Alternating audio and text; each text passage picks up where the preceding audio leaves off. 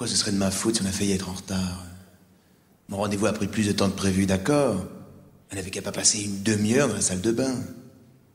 Puis encore heureux que j'ai pris le périph'. Pourquoi a-t-elle insisté pour que j'aille dans le parking? En plus, j'ai vu une super place juste devant le théâtre. Et d'ailleurs, pourquoi est-ce qu'elle rappelle la babysitter alors qu'on vient de la quitter? Oh, et puis merde, pourquoi vouloir absolument aller au théâtre alors qu'il y avait un très bon film à la télé? Oh, ça va, il va pas me faire la gueule parce que j'appelle la babysitter pour lui demander la route. En plus, je voulais savoir si les enfants n'avaient pas pleuré. Et pourquoi vouloir toujours aller dans le même resto après? Et pourquoi ne montre-t-il pas un peu d'enthousiasme pour une fois qu'on sort? Toutes ces questions, si elles restent sans réponse, peuvent altérer la qualité de la relation.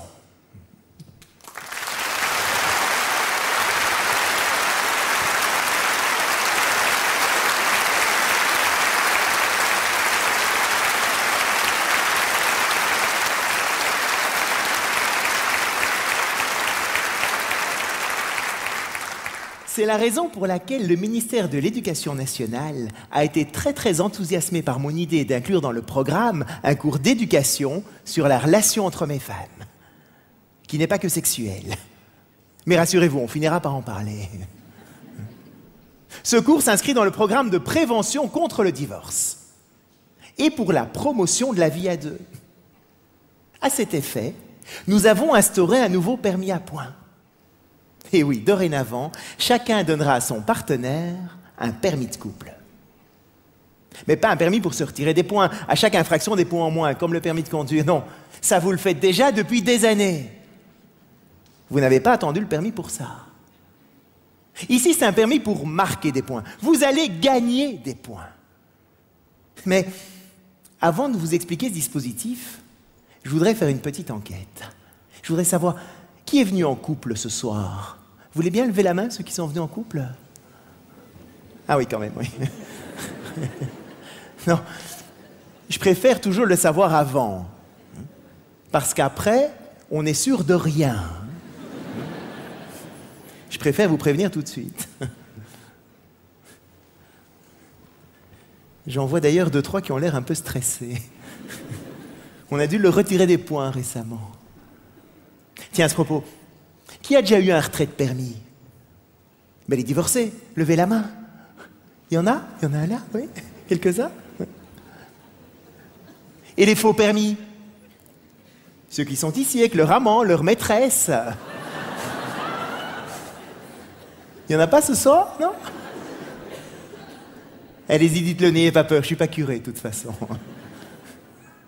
Vous vous demandez peut-être d'ailleurs comment j'en suis venu à enseigner cette matière peu orthodoxe.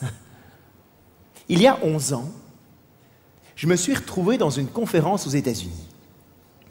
Elle était donnée par un certain John Gray. Jamais entendu parler. Il avait, paraît-il, écrit un livre, Mars et Vénus ou quelque chose comme ça. Vous savez, messieurs, c'est ce livre qui traîne sur la table de nuit depuis 2 ans, qui prend la poussière. Toutes les femmes sont là, mais quand est-ce qu'il va le lire? Je vois qu'il y en a. J'étais moi aussi un peu sceptique. Je me demandais vraiment ce qu'un Américain allait pouvoir m'apprendre au sujet des hommes et des femmes.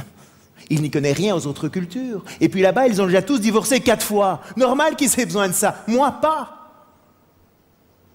J'ai quand même été très interpellé par ce que j'ai entendu ce soir-là. Car même si je m'entendais très bien avec Corinne, c'est ma femme. Bon, on n'était aussi mariés que depuis 2 ans à l'époque. On n'avait pas encore eu le temps d'avoir énormément de problèmes. Mais il y avait malgré tout des petits trucs qui m'énervaient chez elle.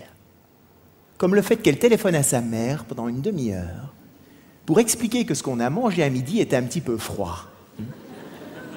Vous voyez, ce genre d'information tout à fait essentielle.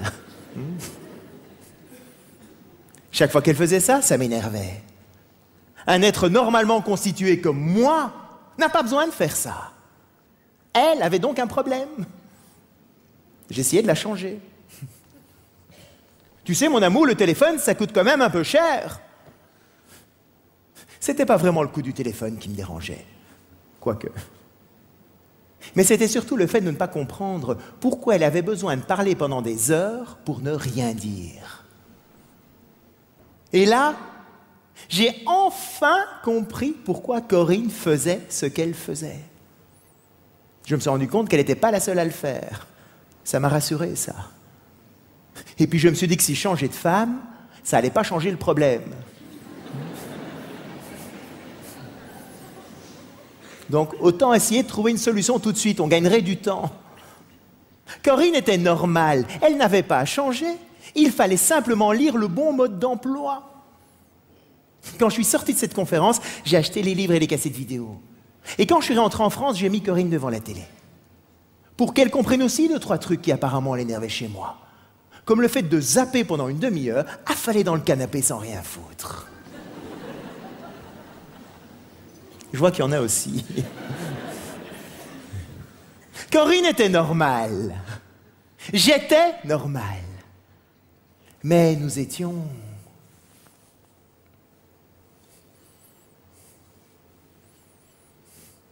différents. C'était une vraie révélation pour moi. Il fallait que j'en parle. Oui, car dans ce domaine, mon père est un peu un pionnier, un précurseur, un visionnaire. Il a quitté ma mère à ma naissance pour partir avec une de ses collaboratrices. C'était un des premiers en Belgique à l'époque.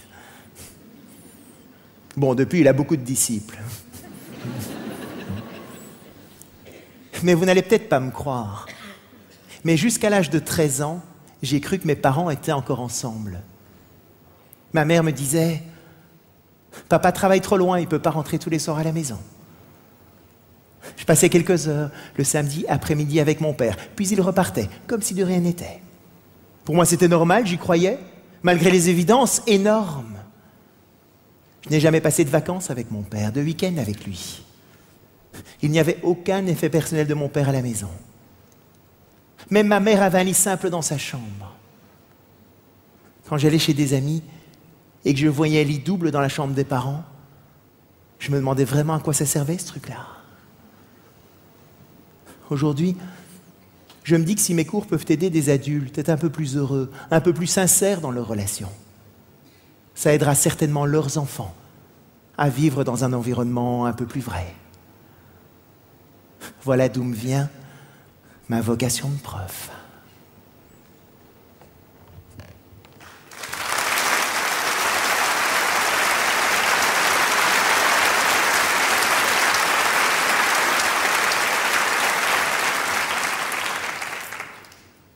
Nous sommes donc différents, vous suivez bien.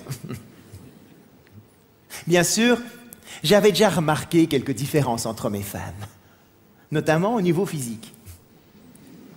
Ce qui n'était d'ailleurs pas pour me déplaire. Mais je n'avais jamais réellement pris conscience qu'on ne fonctionnait pas de la même manière. Peut-être parce qu'au début de la relation, ces différences n'apparaissent pas. Nous parlons la même langue. Monsieur est tout amoureux. Il ose se promener dans la rue avec un bouquet de fleurs. Il prend une douche avant de venir vous chercher, mesdames, et met ses plus beaux vêtements. Il s'organise pour arriver à l'heure. Et si jamais il est coincé dans un embouteillage, il vous appelle pour dire qu'il va avoir quelques minutes de retard.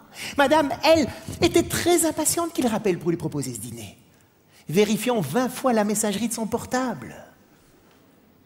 Elle n'utilise plus jamais les ascenseurs et ne prend que les escaliers pour ne pas rester une seule minute hors zone.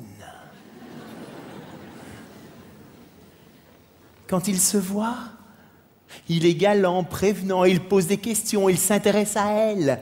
Madame, elle, lui montre qu'elle est ravie d'être là. Ne fait aucune remarque sur le restaurant, ni sur la place de parking qu'il a choisie.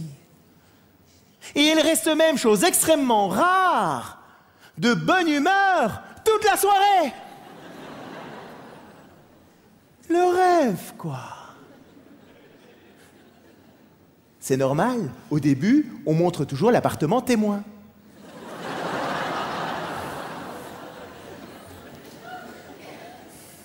Mais c'est une fois que la relation s'établit que les petits problèmes vont commencer. Oh, rien de bien grave. Une petite remarque est prise comme une critique, un petit oubli. On va faire un effort pour passer au-dessus de ça. Il y a des choses tellement plus importantes. Ça nous énerve quand même. Hein. Toutes ces frustrations sont comme des gouttes d'eau qui petit à petit vont finir par faire déborder le vase, vont faire perdre des points encore et encore et encore. Elles viennent d'une erreur fondamentale que l'on fait, c'est de croire que l'autre va réagir comme on réagirait dans les mêmes circonstances. Vous vous êtes rencontrés le 22 juin. 10 ans plus tard, le 22 juin matin, la femme se réveille et il se souvient de tous les détails.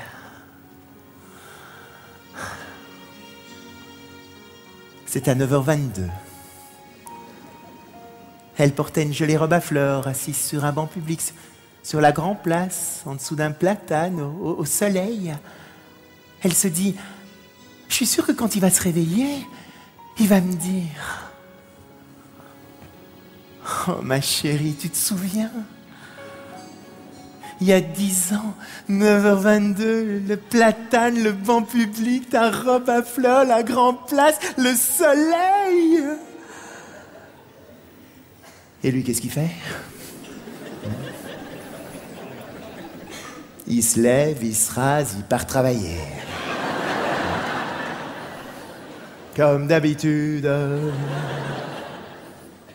Et là, elle se dit, je suis sûre qu'il m'a rien dit ce matin.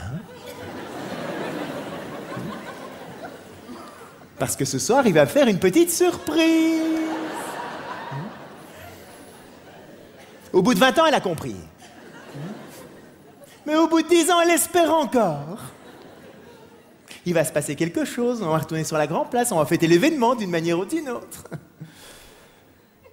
Le soir arrive, il rentre, il dîne, il se couche. Comme d'habitude.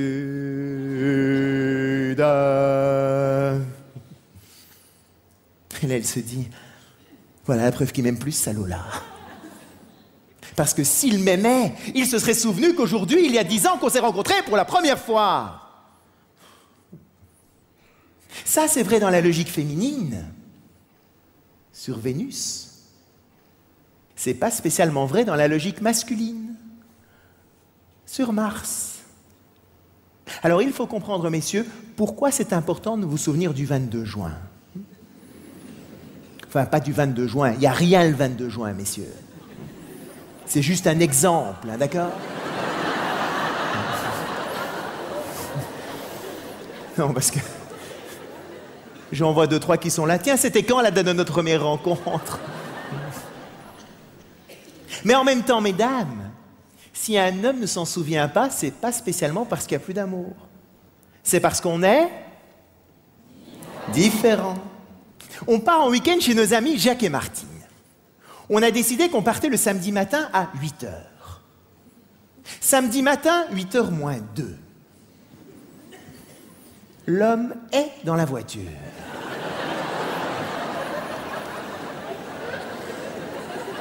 Ceinture de sécurité attachée. Rétroviseur réglé. Il est prêt.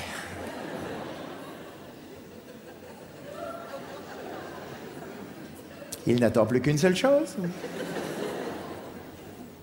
Sa femme. Elle arrive à 8h10, n'a pas le temps de fermer la portière de la voiture que les pneus crissent sur le gravier. Mesdames, il y a une chose qui est extrêmement importante pour un homme quand il prend le volant. C'est sa moyenne horaire. Il est impératif qu'il mette le moins de temps possible pour arriver à destination. Parce qu'à l'arrivée, il va retrouver son copain Jacques, qui va lui poser la question. À votre avis ? Combien de temps tu as mis ?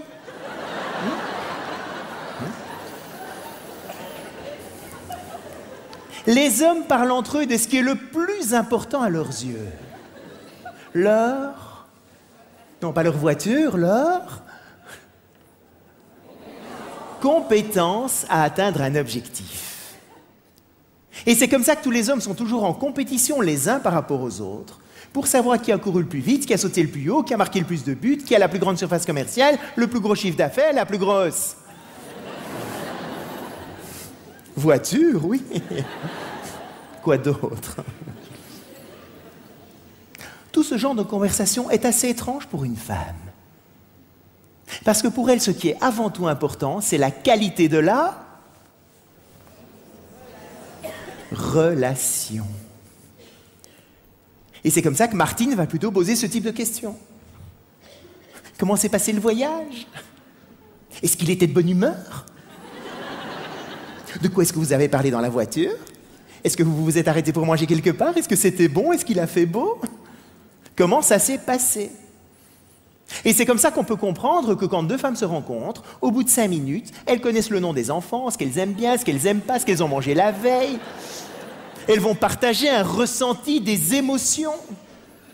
Et le plus extraordinaire, c'est qu'elles vont retenir toutes ces informations.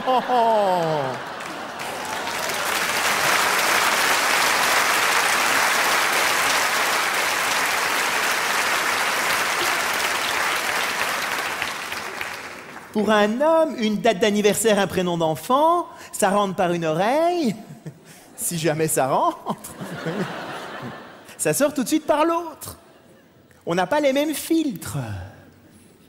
Alors, mesdames, si vous voyez qu'il se concentre sur la route, ne lui parlez pas dans ces moments-là.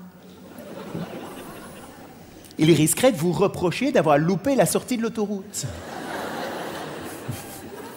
Il vous le reprochera. Un homme ne peut pas faire 2 choses à la fois. Eh oui.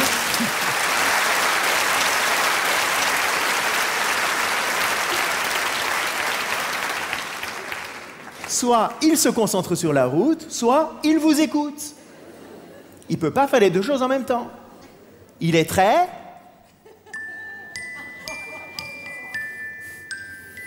séquentiel. Il n'ouvre qu'un seul dossier à la fois. Une femme demande à un homme de faire quelque chose. L'homme le fait. Ça arrive, ça, mesdames. Parfois. Et pendant qu'il le fait, elle demande autre chose.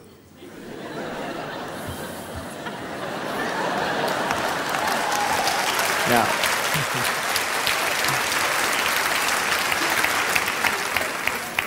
Il y a un bug. On va résister. Et bien souvent, les femmes, à ce moment-là, se disent « Mais voilà la preuve qu'il ne veut pas m'aider. » Mesdames, c'est pas qu'on ne veut pas vous aider, c'est que ce n'est pas le bon moment de nous le demander. Parce qu'étant déjà dans un dossier, il faut qu'on ferme le dossier, qu'on en ouvre un autre. Ça demande une certaine gestion de fichiers. Un jour, une femme me dit « Ah, ça me rassure de savoir qu'il n'y a pas que mon mari qui est comme ça. J'ai un peu mal au dos. Et généralement, c'est lui qui monte l'aspirateur qu'on range au premier étage de la maison. Mais l'aspirateur peut être au pied de l'escalier. Il peut monter 5 fois en passant à côté de l'aspirateur sans le prendre. Chaque fois qu'elle voyait ça, 2 points en moins. Évidemment, il l'a vu et il fait exprès de ne pas le monter juste pour m'embêter. Alors qu'en fait, mesdames, c'est pas ça du tout. Pourquoi est-ce qu'il ne montait pas l'aspirateur? Parce qu'il montait pour aller se coucher. Il ne montait pas pour monter l'aspirateur.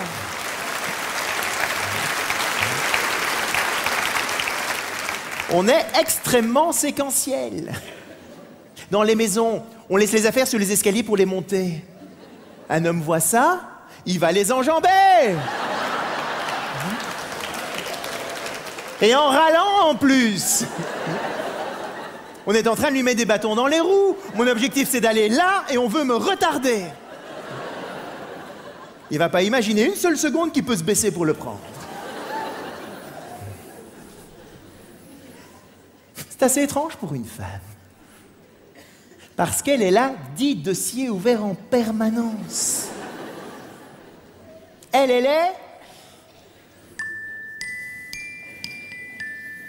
multitâche.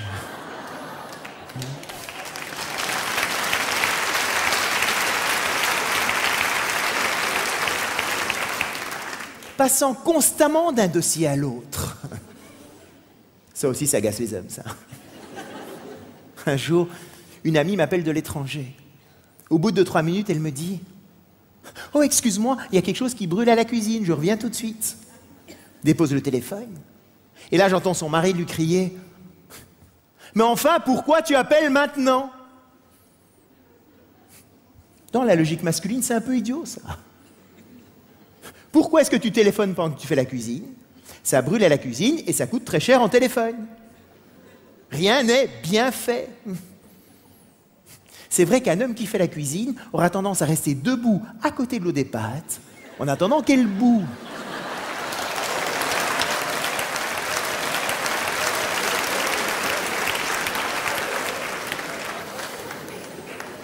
C'est vrai que ça va peut-être pas la faire bouillir plus vite. Mais à ça, les hommes répondent « Oui, mais au moins, je suis sûr qu'il y aura encore de l'eau dans la casserole. » Parce que le côté féminin, je mets de l'eau, je m'occupe des enfants, je prépare la réunion du lendemain, je reviens, oh, il n'y a plus d'eau. Ou les pâtes sont un peu cuites. Alors, mesdames, si vous voyez aussi qu'il est perdu en voiture, ne lui suggérez pas de demander son chemin.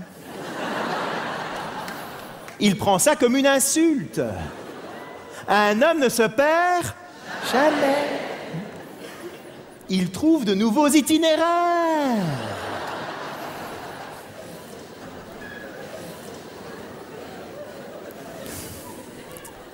De manière générale, un homme n'aime pas trop parler de ses problèmes. Parce que pour lui, parler d'un problème, c'est montrer son incompétence à le résoudre. Or, comme il se définit par sa compétence, il préfère donc résoudre ses problèmes tout seul. Mais bon, s'il est vraiment paumé, il peut parfois se résigner et demander son chemin. C'est pas évident. Ça lui arrache la gorge. Et d'ailleurs, mesdames, si vous êtes dans la voiture, il va vous dire « Demande-toi ».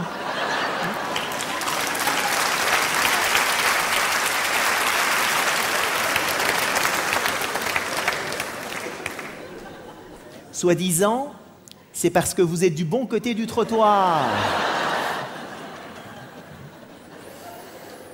Ça n'a rien à voir avec ça. C'est parce que c'est trop dur pour lui de le demander. C'est une défaite pour un homme.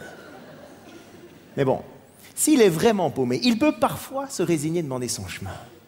Mais pas à n'importe qui. À quelqu'un qui a les signes extérieurs de compétence.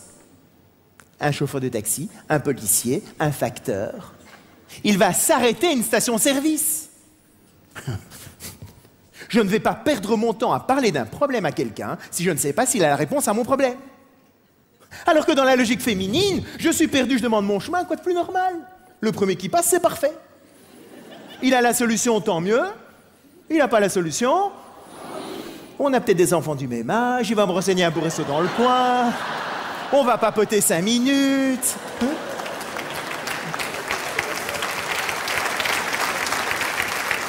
On s'est bien amusé. Et tu lui as demandé le chemin? Oh non, j'ai oublié.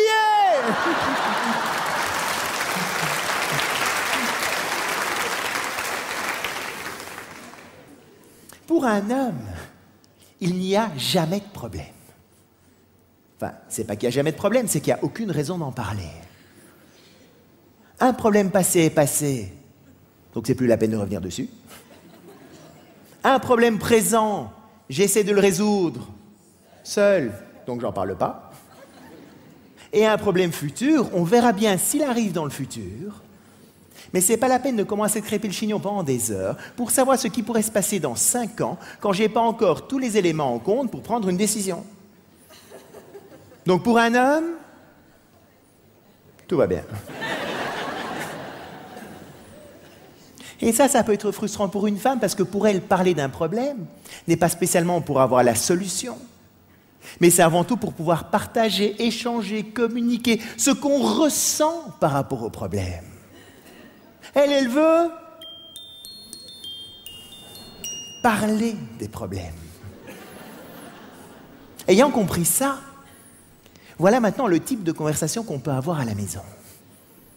Corinne rentre il y a quelques années à la maison, elle me dit « Ouh là là, dans quel lycée on va mettre Julie ?» Notre fille aînée, Julie. On a 4 enfants. Elle avait 7 ans à l'époque. Dans ma logique masculine, quand j'entends ça, j'ai envie de botter en touche tout de suite. Qu'elle entre d'abord au collège, on verra bien plus tard. Il n'y a pas de décision à prendre maintenant, donc il n'y a aucune raison d'en parler. Mais bon, j'ai compris 2-3 choses maintenant, donc on en parle. On en parle. Ben oui, parce que j'ai une copine qui m'a dit que ce lycée-là, il n'était pas terrible. Il y en a un autre qui est vraiment bien, mais qui était un peu plus loin. Mais je sais pas, le matin, si tu aurais le temps d'aller conduire les enfants dans une école et puis dans l'autre, quand t'es pas là le matin, de toute façon, t'es jamais là le matin, donc il faut bien que je débrouille toute seule. Peut-être qu'elle pourrait prendre un bus. Oh non, je veux vraiment pas qu'elle prenne un bus, parce que moi, toute ma jeunesse, j'ai dû prendre un bus. Et mes parents m'engueulaient parce que je faisais du bruit le matin. C'était vraiment difficile à vivre pour moi. Je devais me lever avant eux, c'était vraiment difficile. Toute seule, hein, vous voyez, toute seule comme ça. Donc ça, je veux vraiment pas imposer à Julie. Mais peut-être qu'on pourrait déménager, comme ça on sera entre les 2 écoles. Ben, allons-y, déménageons demain, évidemment. Oui, mais si on déménage, peut-être qu'on pourrait rentrer en Belgique, parce que le système scolaire est quand même moins basé sur la compétition qu'en France, ou les États-Unis. Ce serait quand même sympa d'aller habiter quelques années aux États-Unis. Et j'ai une copine qui m'a dit qu'en Australie, le système scolaire est fabuleux. Quoi, elle t'a dit ça? Mais oui, ils font du sport à l'école l'après-midi, le respect du rythme de l'enfant, la manière dont ils apprennent la gestion des conflits, c'est vraiment génial tout ce qu'ils font. On fait le tour de la Terre comme ça pendant 10 minutes. Et puis au bout de 10 minutes, elle me dit « Oh, mais de toute façon, il n'y a pas de décision à prendre maintenant. »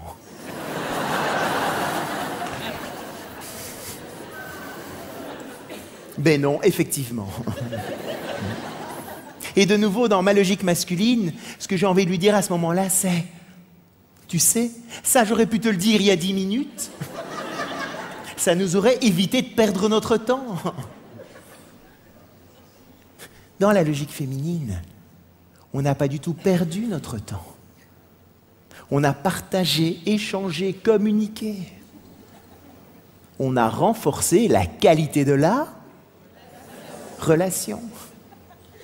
Ce qui peut apparaître comme une perte de temps pour un homme n'est absolument pas une perte de temps pour une femme. Et vice-versa. Ce qui peut apparaître comme une perte de temps pour une femme, c'est de tourner pendant 3/4 d'heure autour de l'église plutôt que de s'arrêter et demander son chemin. C'est pas faux non plus. Alors, les mots qu'on utilise sont les mêmes. Mais la signification qu'on leur donne n'est pas la même du tout. Le côté masculin, quand il parle, est plutôt dans le rationnel. Alors que le côté féminin, lui, quand il parle, est plutôt dans...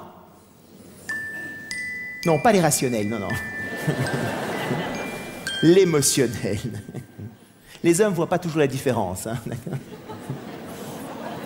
C'est vrai, non ?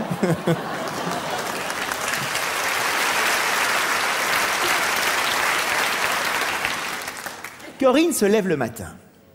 Elle va vers sa garde-robe. Elle ouvre sa garde-robe. Et elle me dit...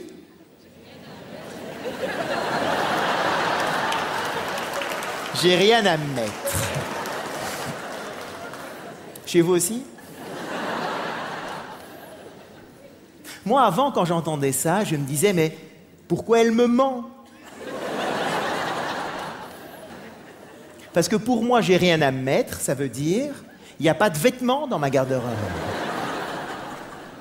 Or, des vêtements, il y en a. Et pas que dans sa garde-robe, en plus. Il y en a à la cave, au grenier, en haut, en bas, à gauche, à droite, il y en a partout. Mais c'est pas vrai ce que tu me dis. Regarde, ta garde-robe est pleine. Mais puisque je te dis que j'ai rien à me mettre, c'est que j'ai rien à me mettre. On part travailler, on oublie, c'est pas grave. 2 points en moins. 3. Ce que j'ai compris maintenant, c'est que quand Corinne me dit « j'ai rien à me mettre », elle ne me dit pas « il n'y a pas de vêtements dans ma garde-robe ». Ce qu'il faut que vous sachiez, messieurs, c'est que quand une femme s'habille, ce qu'elle recherche, c'est que les vêtements qu'elle porte correspondent à l'humeur dans laquelle elle est. Ah, c'est ça. Eh oui. Et donc quand elle dit « j'ai rien à mettre », ce qu'elle dit avec le décodeur maintenant c'est « j'ai rien qui corresponde à l'humeur dans laquelle je suis ce matin ». Et elle a beaucoup d'humeur.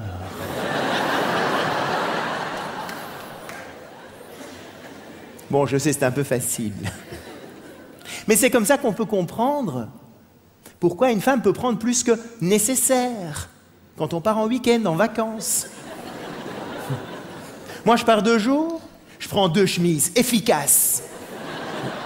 Ça marche pas dans l'esprit féminin parce que je sais pas le temps qu'il va faire, les gens qu'on va rencontrer, les circonstances, si le restaurant dans lequel on va aller va être plus ou moins chic. C'est pas qu'elle va tout mettre. Mais il faut qu'elle puisse avoir le choix au moment où elle devra prendre une décision. Donc, messieurs, quand on part en vacances, on prend une grande valise. Cela vous fera un petit peu d'exercice.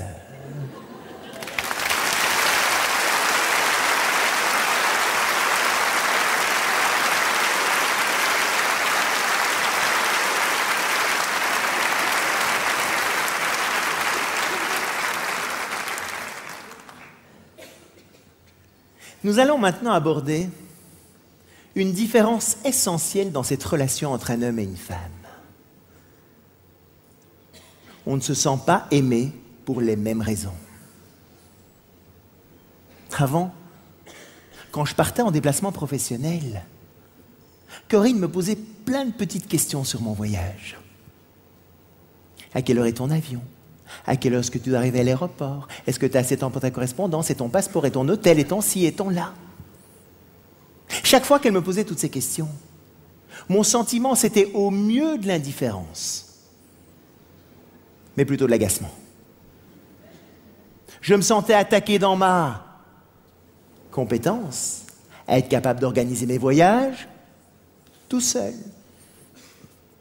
Et moi, comment je faisais? Au revoir mon amour.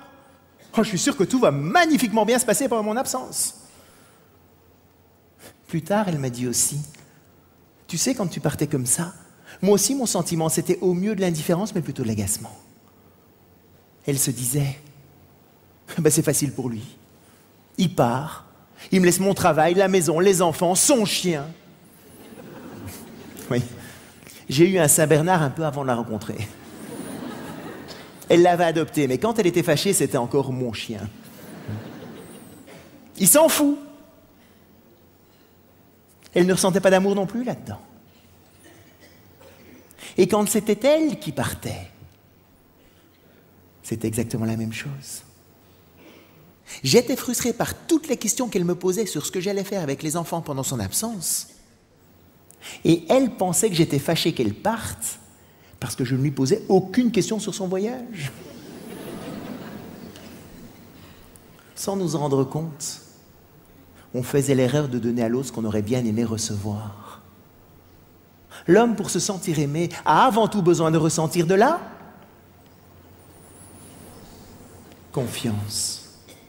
Alors qu'une femme, elle, a avant tout besoin de recevoir des attentions. Corinne, à travers toutes les petites questions qu'elle me posait, c'était plein de petites attentions, plein de manières de montrer tout l'amour qu'elle a pour moi. Et moi, qu'est-ce que je faisais? Je lui donnais la meilleure preuve d'amour que je connaissais. Je lui faisais totalement confiance qu'elle était suffisamment grande, dynamique, organisée, débrouillarde pour pouvoir se passer de moi pendant 3 jours. Le problème de ça, c'est que Corinne peut me faire des couches et des couches d'attention. Je m'en fous. Enfin, je les prends, c'est pas désagréable. Mais c'est pas ça qui est réellement motivant pour moi. Et moi, je peux lui faire confiance. S'en fout complètement aussi. Et c'est là où on peut sortir tous les deux épuisés, en ayant l'impression d'avoir été extraordinaire envers l'autre et de ne rien avoir reçu en retour. Et on se retire des points, encore et encore et encore. J'aime Corinne. Ça ne me pose donc aucun problème de le lui montrer. Et je sais maintenant que c'est à travers les attentions. Donc quand elle part, je pose plein de questions avant. Et quand je suis parti, je téléphone très très régulièrement à la maison. Et à travers toutes ces petites attentions, Corinne ressent tout l'amour que j'ai pour elle. Et moi maintenant, elle ne me pose plus de questions sur mes organisations de voyage. Et si jamais je rate une correspondance un jour, je lui téléphone, elle me dit simplement « À quelle heure est ton prochain vol ?» Et elle ne va pas commencer à me dire « Ah, tu vois, je te l'avais bien dit. T'aurais dû prendre un avion plus tôt ou plus tard, ou t'aurais dû faire ça, gna gna gna, gna gna gna, gna gna gna. » Vous voyez un peu, gna gna gna, oui? Juste pour voir. Et le fait que je n'ai aucun de tous ces petits commentaires-là, c'est comme ça que je ressens tout l'amour qu'elle a pour moi, à travers la confiance qu'elle me fait. L'homme a avant tout besoin de confiance et d'appréciation.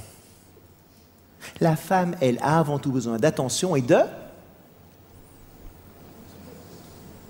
compréhension. Ce sont 4 mots à inscrire en lettres d'or quelque part, qui sont les clés pour vivre ensemble, pour se marquer des points. Elle a donc avant tout besoin d'attention. Et pour ça, on pourrait la comparer à un jardin. Qu'est-ce qu'il faut faire pour qu'un jardin soit beau? L'arroser, l'entretenir, enlever les mauvaises herbes, bêcher, labourer. Oh non!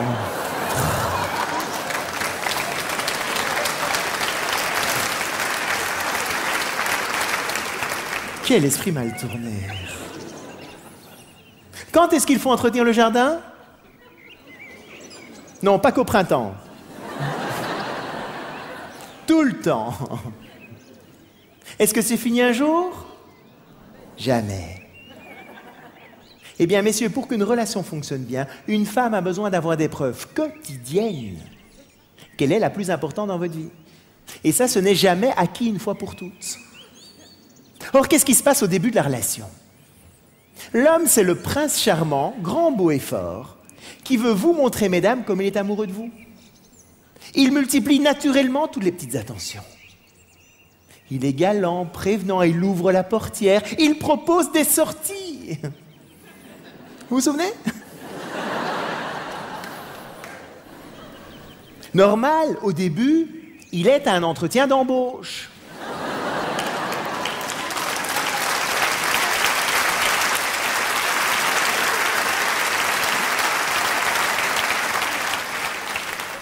Le jardin fleurit, c'est mignon, c'est gentil, tout le monde est content. Et puis à un moment donné, un engagement est pris d'une manière ou d'une autre. Et à ce moment-là, l'homme se dit « Ok, objectif atteint. C'est bon, elle sait que je l'aime, affaire classée. » Et comme il ne fonctionne qu'un dossier à la fois, il ferme le dossier Prince Charmant. Et il ouvre le dossier bureau, travail pour assurer le confort financier de la famille. Et à ce moment-là, la femme se dit « Mais c'est dingue ici. Je viens d'engager mon jardinier. Et le lendemain de la signature du contrat, il n'en faut plus une. » Extrêmement frustrant pour elle. Après quelques années de vie commune, une femme peut demander à son partenaire « Est-ce que tu m'aimes encore ?» La réponse de l'homme « Bah, évidemment, puisque je suis là. » Hein?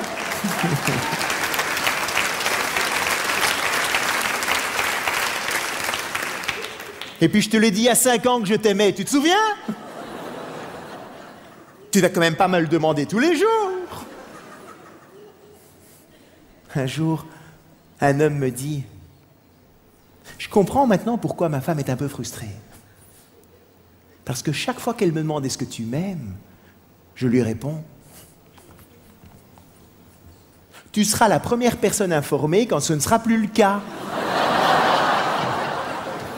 C'est romantique, hein? Si je suis là, c'est que je t'aime. Arrête de te poser la question. Tu devrais le savoir une fois pour toutes. Messieurs, elle ne le saura jamais une fois pour toutes. Car aussi beau qu'ait pu être un jardin, Dès qu'on arrête de s'en occuper, mauvaises herbes se mettent à pousser. Alors là, j'entends 2, 3 hommes se dire « Je savais qu'il y avait un piège en venant ici ce soir. » Avec tout ce que je fais déjà, il m'en remet une couche, celui-là. Parce que les hommes sont dans la logique suivante. Bon. Il faudrait peut-être que je lui montre que je l'aime.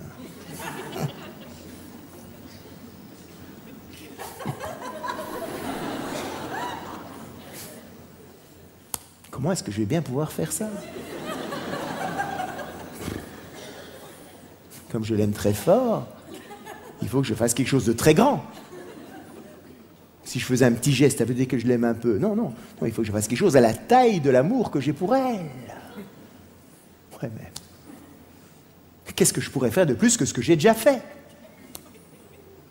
On habite ensemble, on s'est mariés, on a des enfants, on a peut-être acheté une maison ou un appartement.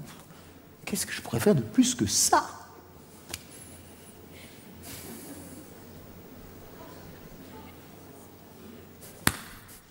Elle m'a dit un jour qu'elle voulait aller à Hawaï. Ils travaillent très fort toute l'année. Ils partent 1 semaine à Hawaï.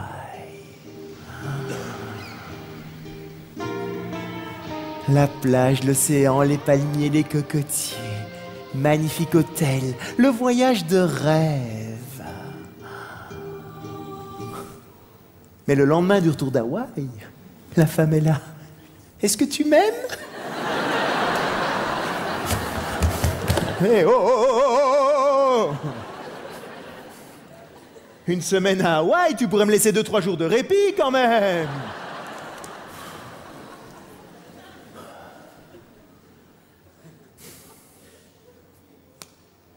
Peut-être qu'1 semaine, c'était pas assez.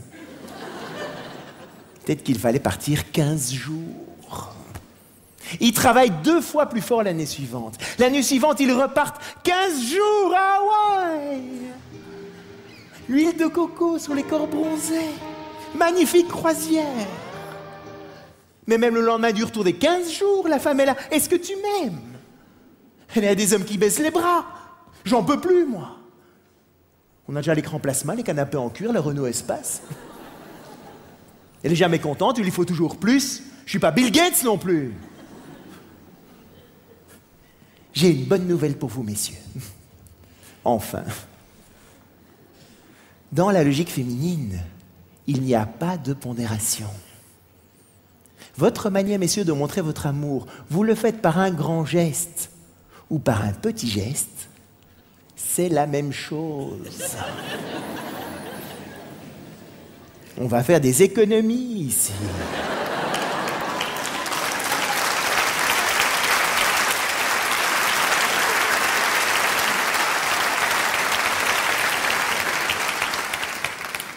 Et c'est comme ça notamment que j'ai commencé à comprendre l'intérêt d'un bouquet de fleurs.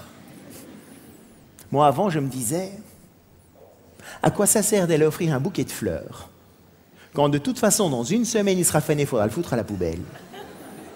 Autant mettre 30 € directement à la poubelle. Ce que j'ai compris maintenant, c'est que l'intérêt du bouquet de fleurs, justement, c'est qu'il fane. Ce qui veut dire que rien n'est jamais acquis une fois pour toutes, que c'est toujours à renouveler. Et c'est comme ça que dans l'esprit féminin, recevoir des fleurs coupées ou recevoir des fleurs en pot, ça n'a rien à voir. Les fleurs en pot, c'est « Tiens, le problème est réglé pour 6 mois. » Alors, je ne vous raconte pas les fleurs en plastique. Il y en a qui ont déjà essayé. Toi? Alors, toutes ces attentions, messieurs, ne se résument évidemment pas qu'à des cadeaux. Ce sont tous ces petits gestes du quotidien que vous pouvez avoir. Par exemple, quand vous rentrez chez vous le soir, si votre partenaire est là, cherchez-la et prenez-la dans vos bras avant de faire quoi que ce soit d'autre. Moi, avant, ma logique était la suivante. Je rentrais, j'allais vite voir mon courrier, mes petits trucs, et débarrassé de ces détails, je gardais le meilleur pour la fin. J'embrassais Corinne. Elle ne le percevait pas du tout comme ça. Elle se disait, je passe après son courrier, tous ces petits trucs. Comment est-ce qu'une femme va savoir quelle est la plus importante dans votre vie, messieurs? C'est parce que vous allez d'abord vers elle. Un jour, une femme me dit, ce qui m'énerve, c'est que chaque soir, quand mon mari rentre, il dit d'abord bonjour au chien. Et le mari est à côté, il lui répond, ben oui, il court plus vite que toi.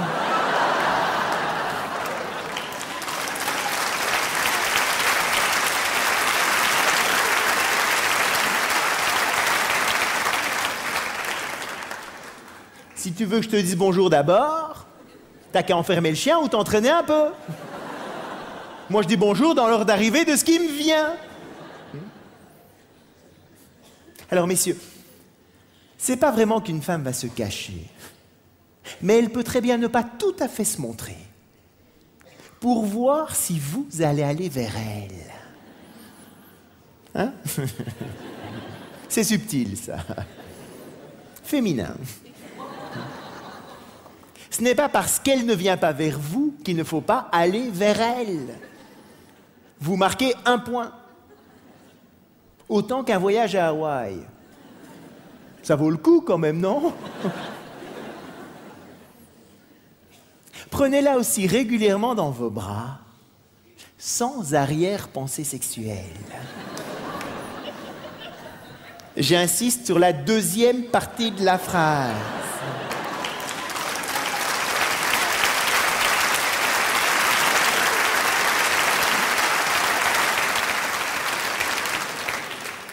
Beaucoup de femmes se plaignent que leur partenaire ne la prend plus dans les bras que quand il a envie de faire l'amour. Et les hommes sont là. Ben oui. Pourquoi d'autre est-ce que je te prendrais dans les bras? Ils voient pas trop. Une femme a un besoin de contact physique non sexuel beaucoup plus important qu'un homme. Alors une autre forme extrêmement appréciée d'attention, messieurs, c'est la prévenance. Une femme espère secrètement que vous ferez les choses sans qu'elle ait à le demander. Oh.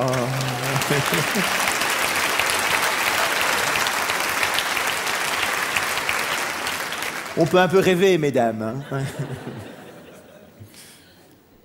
Une femme peut avoir des difficultés à demander. Si vous êtes capable, messieurs, d'anticiper les demandes, de ne pas attendre qu'elle demande pour faire les choses, vous marquerez un très, très grand nombre de points.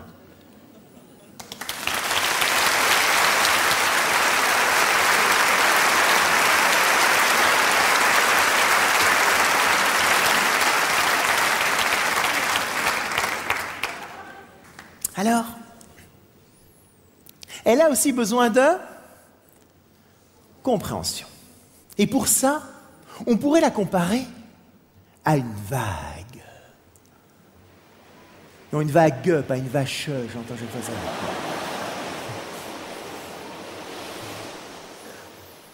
Parce qu'une vague, il y a des hauts et des bas. Dans les hauts, comment ça marche? Oh, la vie est belle, je t'aime, c'est merveilleux, qu'est-ce qu'on est bien ensemble, mais oui, je vais le faire, il n'y a pas de problème. Et puis, à un moment donné, et dans l'esprit masculin, sans aucune raison particulière, tout d'un coup, il n'y a plus rien qui va. Et comment est-ce qu'on va remarquer ce changement de cap, là, ce changement d'humeur? Bien, c'est à ce moment-là qu'une femme va commencer à parler de plein de problèmes et qu'elle va utiliser ce qu'un homme prend pour des exagérations. Elle va utiliser des mots comme toujours, jamais, personne, tout le monde. C'est toujours la même chose. Tu ne fais jamais rien. C'est moi qui fais. Personne ne m'aime. Ça n'ira jamais. Vous connaissez bien vos leçons, hein?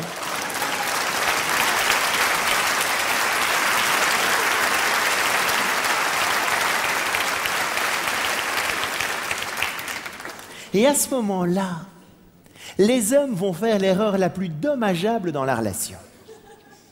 Ils vont tout mettre en œuvre pour couper la vague. Comment est-ce qu'ils coupent la vague, les hommes? Bien, je vais prendre un couple de volontaires pour vous illustrer comment on coupe une vague. Tiens, on va prendre ces deux-là. Là. Tiens, venez. On peut les applaudir, parce que ça va quand même être une épreuve très difficile pour eux.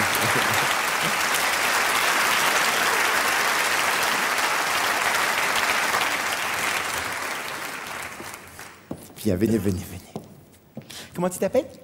Geneviève. Je peux t'appeler Corinne, parce que moi, ça fait beaucoup de prénoms pour moi. Tiens, assieds-toi là, si tu veux bien. Prends le micro derrière. Et toi? Eric, tiens, Eric, assieds-toi. Prends le micro là. Oups, tiens. Comment ils font les hommes pour couper la vague? 4 étapes dans la stratégie. Tiens, micro. 4 étapes dans la stratégie masculine pour couper une vague. Vous allez voir, extrêmement codifié. Première étape, ils arrivent gentiment avec la solution au problème. Vas-y, tu commences à parler de tes problèmes. Vas-y, premier problème. J'en ai marre de mon boulot. Vas-y. Tu n'as qu'à chercher un autre travail. Il n'y a pas de problème, il n'y a que des solutions. Il n'y a qu'à, faucon, il suffit de... Deuxième étape, quand il voit que ça ne marche pas, Eric, c'est parce que toi, tu continues à parler de tous tes problèmes. Eric va alors utiliser des petits mots gentils et rassurants. Du genre... Ça ira mieux demain, ne t'en fais pas. Vois le côté positif des choses. Ce n'est pas si grave que ça. C'est dit sur un ton un peu mielleux, un peu paternaliste, un peu condescendant. Ça t'énerve. 2 fois plus. Troisième étape alors. Et après quelques années, il va tout de suite à la 3e étape. Il prend des raccourcis. Il l'engueule. C'est quoi ton problème? T'as tout pour être heureuse, et tu ne l'es pas encore. Qu'est-ce qu'il te faut de plus? Tu es dépressif, cyclotimique? Tu dois avoir un problème? Va voir un médecin, va te faire soigner.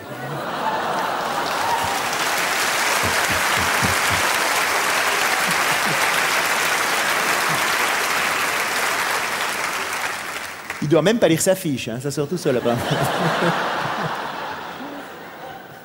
Et parfois, on va encore un peu plus loin. Vas-y.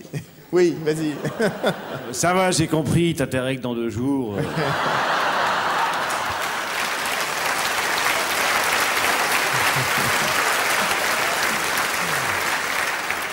On n'est pas toujours très élégant dans ces moments-là.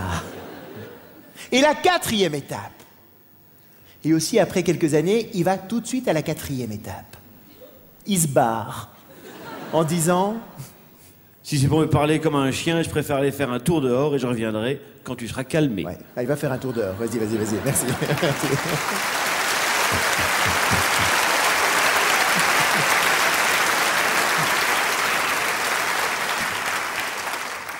En fait, messieurs, aucune de ces stratégies ne fonctionne. Hein? Il n'y a rien qui marche. Hein? Vous avez déjà tout essayé. À l'endroit, à l'envers, en haut, en bas, rien ne fonctionne. Pourquoi? Parce que l'erreur est évitée à tout prix dans la relation. Il ne faut absolument pas couper la vague. Ce qu'il faut faire, c'est quoi?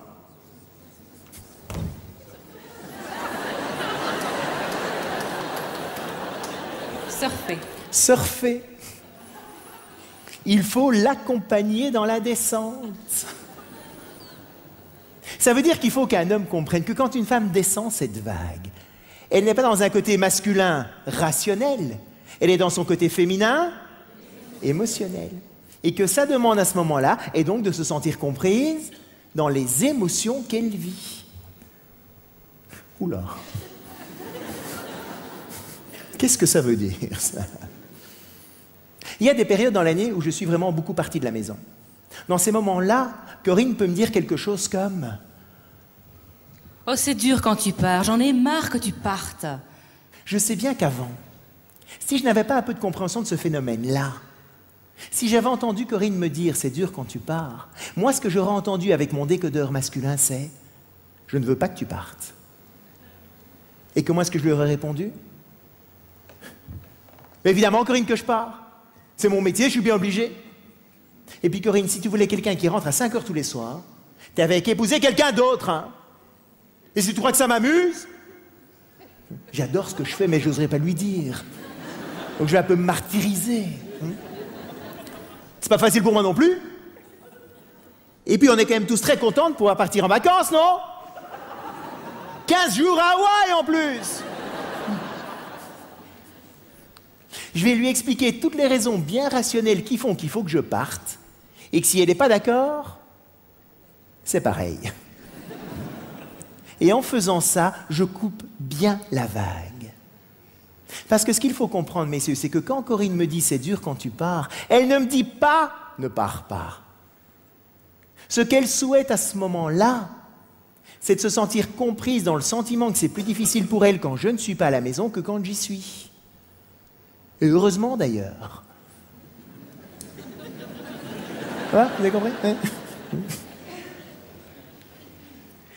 Et comment est-ce qu'elle va se sentir comprise? Parce que je vais l'accompagner dans la descente, en l'écoutant vraiment. Vas-y. Mais oui, c'est dur. Ouais, je comprends bien, ma chérie. C'est un peu bizarre au début, mais on s'y habitue assez vite, vous allez voir. Il faut que j'assume tout, oui, toute seule quand tu n'es pas là. Ah, ouais. Aller chercher les enfants à l'école, m'occuper de tout le temps. Et quand ils se chamaillent en plus, c'est vraiment difficile. Oui, je comprends bien. Ouais. Et puis mon patron qui a l'air de me faire la gueule. Qu'est-ce qu'il a, ce con-là? Je me demande vraiment ce qui se passe. Moi aussi, oh là là, viens dans mes bras. Merci beaucoup.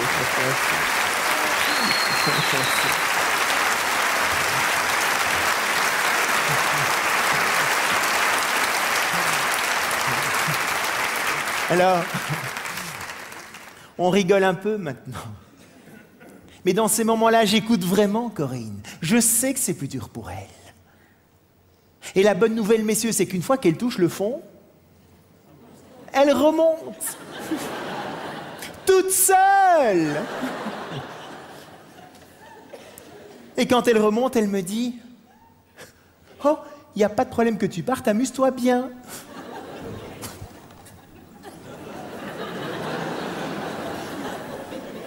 De nouveau, si j'ai pas un peu de compréhension de ce phénomène-là, entendre Corinne me dire « c'est dur quand tu pars » et 2 minutes plus tard me dire « il n'y a pas de problème que tu partes », moi, je l'envoie à l'asile psychiatrique tout de suite. Dans ma logique masculine, c'est dire une chose et son contraire dans la même phrase. Est-ce que c'est dur ou est-ce que t'as pas de problème? Décide-toi, ça peut pas être les deux.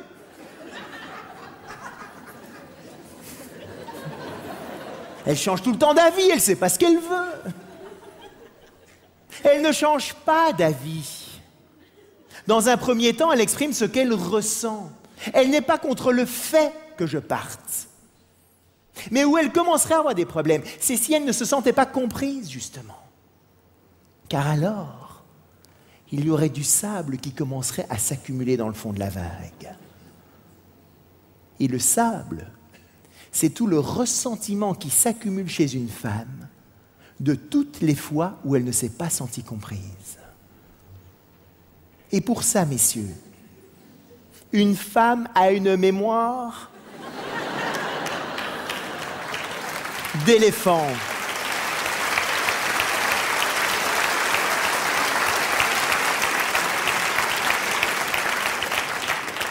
Elle se souvient tout.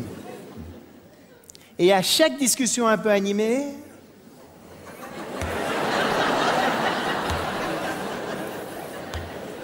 elle nous remet le couvert de tous ces vieux trucs. Et bien souvent, à ce moment-là, les hommes sont totalement démunis par rapport à ça. Mais qu'est-ce que tu me racontes encore? Ça s'est passé il y a des années. On ne peut plus rien y faire, donc il n'y a plus aucune raison d'en parler. Elle en reparlera. Jusqu'à ce qu'elle se sente enfin comprise dans l'émotion engendrée par ce qui s'est passé. Même si c'était il y a des années. Alors pourquoi les hommes font cette erreur systématique de couper la vague? Bien parce que l'homme, c'est le prince charmant, qui imagine, mesdames, qu'un jour, vous allez être heureuses, Tout le temps comme ça. Avec tout ce qu'il fait. Il n'y a pas de raison qu'il y ait des hauts et des bas. C'est le prince charmant idéal pour cette princesse. Messieurs, si vous voulez vivre avec quelqu'un comme ça,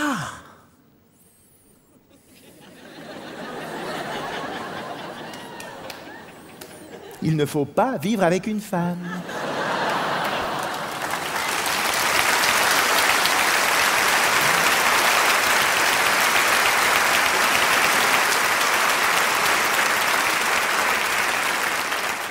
Désolé. Et même dans une relation homosexuelle, il y en a un qui est dans un côté plutôt féminin et un qui est dans un côté plutôt masculin. Vous n'y coupez pas. Vous pouvez vivre avec votre chien. Lui, il est content de vous voir, quelle que soit l'heure à laquelle vous rentrez. Bon, il n'y a pas que des avantages non plus. Mais ça, messieurs, c'est utopique. Mais beaucoup d'hommes sont dans cet imaginaire-là. Et ils vont alors faire l'erreur de prendre tout ce qu'une femme dit quand elle descend cette vague, personnellement, comme une critique, comme un reproche. Et ils vont donc évidemment vouloir se justifier. Mais non, je ne suis pas le salaud que tu es en train de décrire. Regarde, il y a ça et ça qui va bien. S'il te plaît, sois heureuse, il n'y a aucune raison que tu sois malheureuse.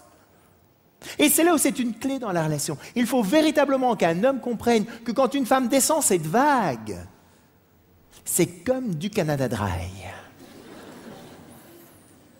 Vous vous souvenez de la publicité Canada Dry il y a quelques années? Ça a le goût de l'alcool, l'odeur de l'alcool, les bulles de l'alcool, mais ce n'est pas de l'alcool. Eh bien, il faut qu'un homme sache que quand une femme descend cette vague, ça a le ton de la critique. Ça a les mots de la critique. Ça a tout d'une critique.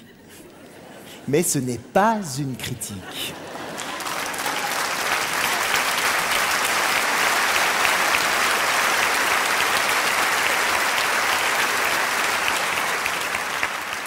Et il faut qu'un homme se l'ancre vraiment bien dans le crâne.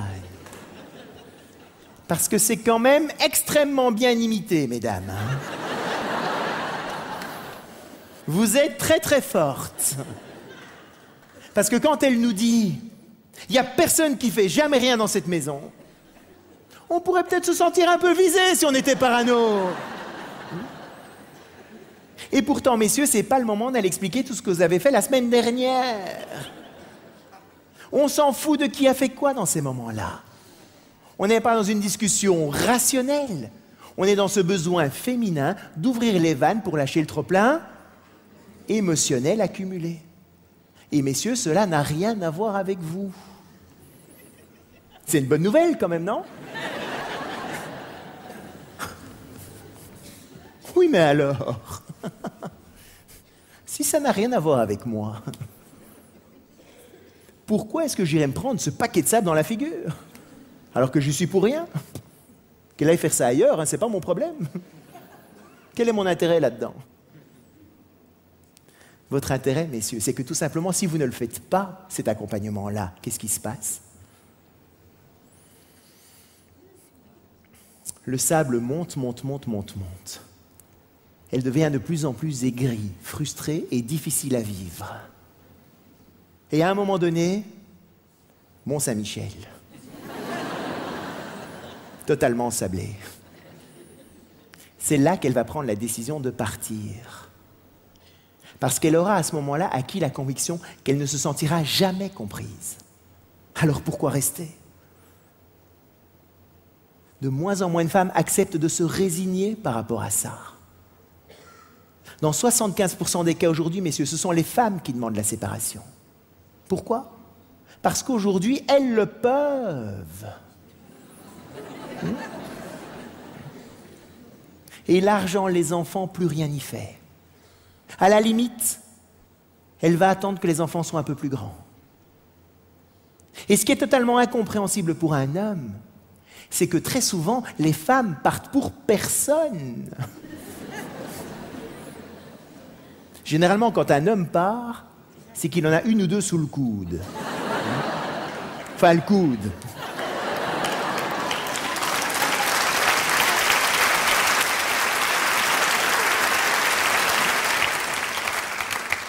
Mais une femme peut très bien partir pour personne. Et ça, c'est extrêmement déstabilisant pour un homme. Parce que le message que l'homme reçoit à ce moment-là, c'est « Tu es moins que rien.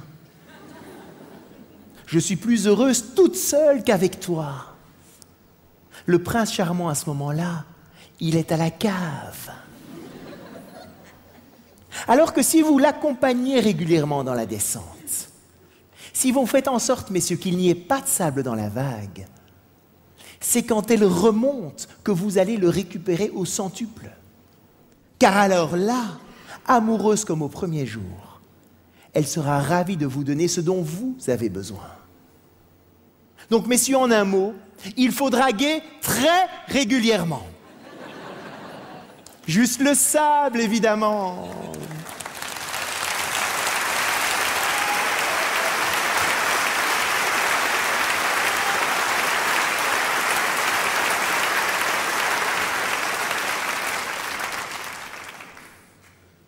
Alors, à votre avis, mesdames, quelles sont pour vous les meilleures chances de recevoir attention et compréhension? C'est de nous donner? Non. Du sexe, j'entends. On va en parler à la fin, rassurez-vous. C'est de nous donner confiance et appréciation. Et vice-versa, une relation est avant tout une relation d'échange. L'homme a donc avant tout besoin de confiance. C'est la confiance que vous mettez dans leur compétence à faire les choses. Or, les femmes ne se rendent pas compte parfois à quel point elles peuvent blesser un homme par rapport à toute une série de petites remarques qu'elles peuvent faire, qui sont juste des petites remarques en l'air comme ça, qui n'ont l'air de rien, mais qui peuvent être extrêmement blessantes pour un homme. Et ça va se nicher dans les détails les plus infimes du quotidien. Il l'emmène au restaurant pour la Saint-Valentin, son anniversaire. La soirée se passe bien, tout le monde est très détendu, l'ambiance est excellente. Et à un moment donné, elle va voir un tableau qui est au mur et elle va lui dire « Oh, t'as vu le tableau, qu'est-ce qu'il est moche !» Et là, l'homme arrête de parler pour le reste de la soirée. Et elle ne comprend absolument rien de ce qui s'est passé. Mesdames, s'il l'emmène dans ce restaurant-là, c'est que c'est lui qui a peint le tableau.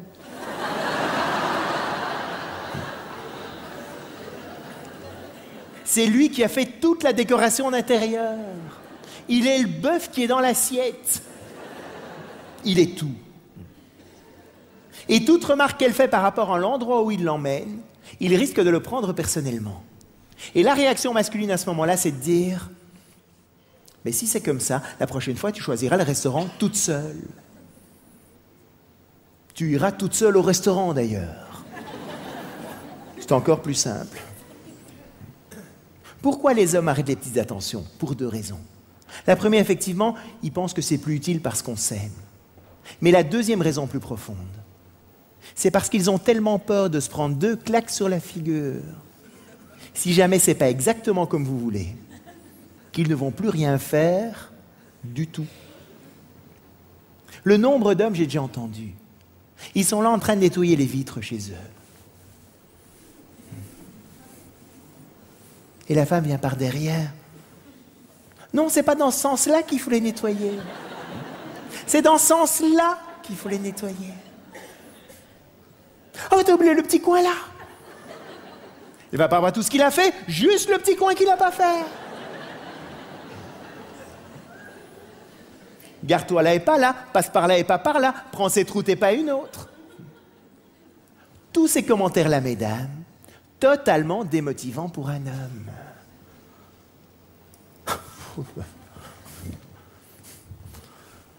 Qu'est-ce qu'ils sont susceptibles, ces mecs, si on peut rien leur dire?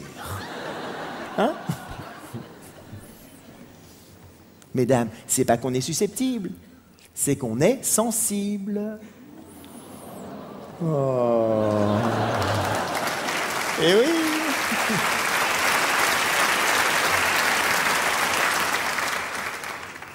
On est tout aussi sensibles les uns que les autres, mais pas pour les mêmes raisons.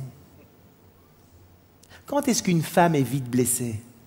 quand on coupe la vague, quand on critique ce qu'elle ressent. C'est normal, c'est comme ça qu'elle se définit.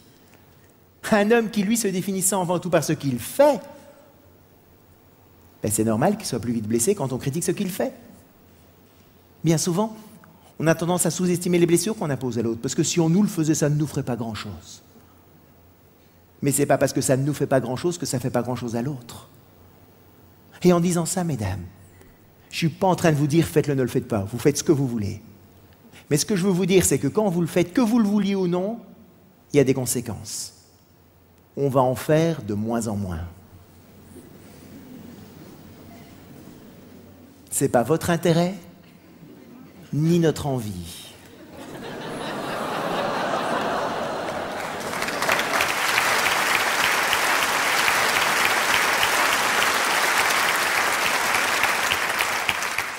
Et mesdames, si vous pouvez vous abstenir de ce genre de petits commentaires en public,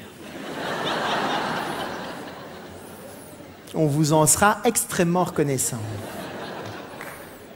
Le nombre de fois on dîne chez des amis, et les femmes sont là entre elles. Le mien, il a 2 mains gauches. Il a essayé de planter un clou tout à l'heure. Le mur, un vrai gruyère, il y a des trous partout. Je sais pas comment il fait. Me raconte pas, le mien l'autre jour, il s'est fait flasher 2 fois de suite à 100 km d'intervalle. Vous auriez dû voir sa tête. La 2e fois quand le policier l'a arrêté. Tu te souviens, mon chéri, la 2e fois quand le policier t'a arrêté? Mon chéri, tu te souviens? C'était trop drôle, vous auriez dû voir ça. Et l'homme, il s'enfonce dans le canapé. Ah ah, ah ah, ah. Mesdames, vous allez le payer d'une manière ou d'une autre.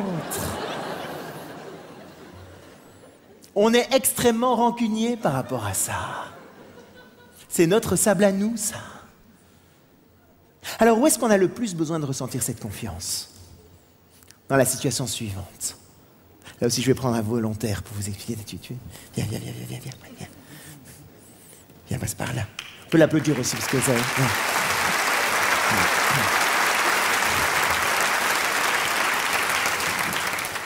Viens, c'est toi.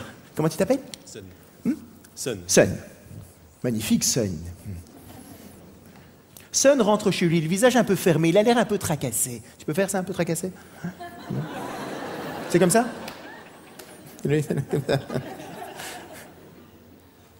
Sa partenaire perçoit immédiatement qu'il a des problèmes avec une tête comme ça. Elle, quand elle a des problèmes, qu'est-ce qu'elle veut faire? En parler.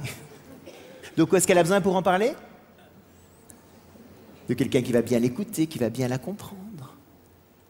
Ouh là là, Sun, il a l'air d'avoir des problèmes là. Je vais lui donner toute la sécurité dont il a besoin pour descendre sa vague, je vais bien l'écouter, je vais bien le comprendre. Et puis après, on va pouvoir passer une magnifique soirée tous les deux. Le problème, c'est que plus elle va vouloir faire parler Sun, plus Sun, il va être désagréable. Et c'est là où on va sortir tous les deux frustrés de ce type de conversation. Elle est frustrée parce qu'elle se dit « Mais c'est incroyable ça. Je lui mets tout mon amour pour qu'il puisse descendre cette vague. Si Sun me faisait le tiers de ça, moi je serais la plus heureuse des femmes au monde. Et ce salaud de Sun, il voit pas tous les efforts que je fais pour lui ?» Extrêmement frustrant pour elle. Et Sun, lui, il est tout aussi frustré. Pourquoi? Parce qu'il n'a pas ce dont il a besoin. Parce que ce que je vous ai dit, mesdames, tout à l'heure, c'est que quand un homme a un problème, lui, la dernière chose qu'il veut faire, c'est en parler. Nous, tous les hommes, on est une grotte dans laquelle on va se réfugier quand on a des problèmes.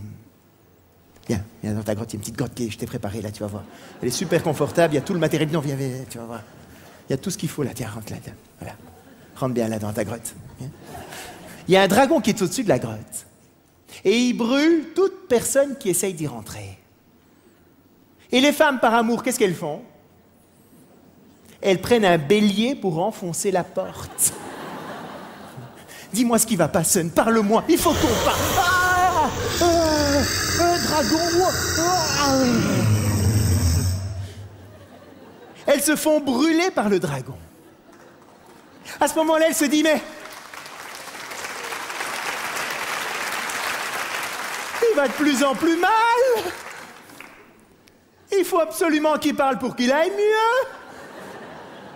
Et elles mettent une combinaison anti-feu et elles y retournent. Parle-moi, il faut qu'on parle.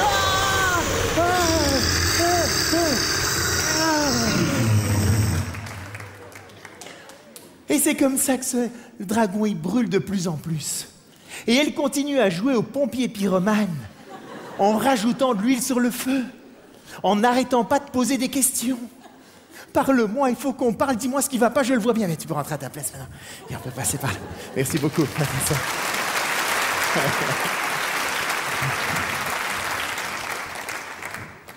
Mesdames, le plus beau cadeau que vous pouvez faire à un homme, quand il est dans sa grotte, foutez-lui la paix. Laissez-le dans sa grotte. Alors, pourquoi est-ce que c'est tellement difficile à faire pour une femme, ça? Parce qu'elle peut mal interpréter le silence d'un homme. Pourquoi? Parce que quand deux copines ne se parlent pas, qu'est-ce que ça veut dire? Très fâché. Et donc les femmes se disent, mais qu'est-ce que j'ai bien pu faire pour qu'il soit tellement fâché contre moi qu'il ne veuille même plus me parler? Mesdames, quand un homme est dans sa grotte, cela n'a rien à voir avec vous. Et autant c'est fondamental pour un homme de comprendre que quand une femme descend cette vague, ça n'a rien à voir avec lui. C'est tout aussi fondamental pour une femme de comprendre que quand un homme est dans sa grotte, cela n'a rien à voir avec elle. Et pourtant, les apparences sont trompeuses. Sinon, ce serait un peu simple, on s'embêterait. Grand classique.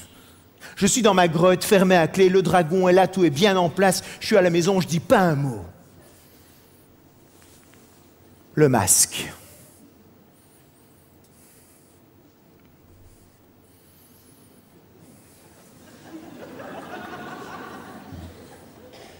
Et puis, il y a des amis qui arrivent à l'improviste à la maison.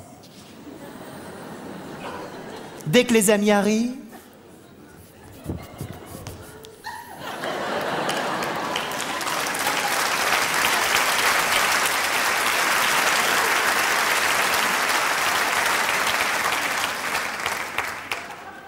grand sourire, la banane. Comment ça va? Qu'est-ce que je suis content de vous voir? Je vais être tout mignon, adorable pendant 2 heures. Les amis n'ont même pas encore franchi le portail en partant.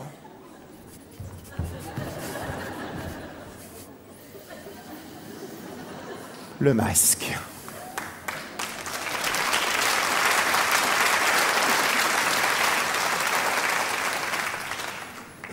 Et là, Corinne pourrait se dire...